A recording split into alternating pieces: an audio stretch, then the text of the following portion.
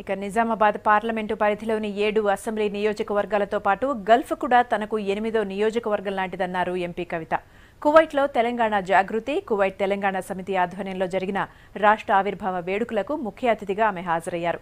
Gulf మరో తెలంగాణ అని రాష్ట్రంలోని అన్ని జిల్లాల నుంచి వలస కార్మికులకు ఇక్కడకు వచ్చారని అన్నారు.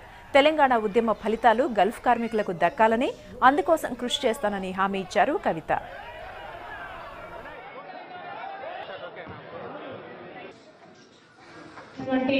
తెలంగాణ పులిబిడ్డలైన మీ అందరికీ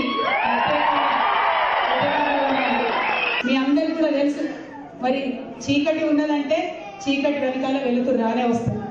ఎట్లయితే తెలంగాణ ఉద్యమంలో పెద్ద స్తబ్దత వచ్చిందో దాని వెనకాల ఒక వెలుగు కిరణం వచ్చింది.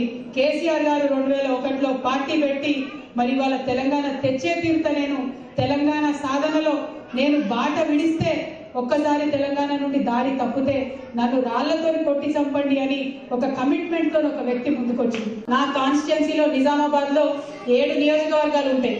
కానీ మొన్న దుబాయ్ ఎప్పుడైతే వచ్చిపోయినో, ఎప్పుడైతే కళ్ళకు కట్టినట్టుగా మీ అందరి పరిస్థితి చూసినో, గల్ఫ్ కూడా నాకు 8వ నియోజకవర్గంలో నిజామాబాద్ లో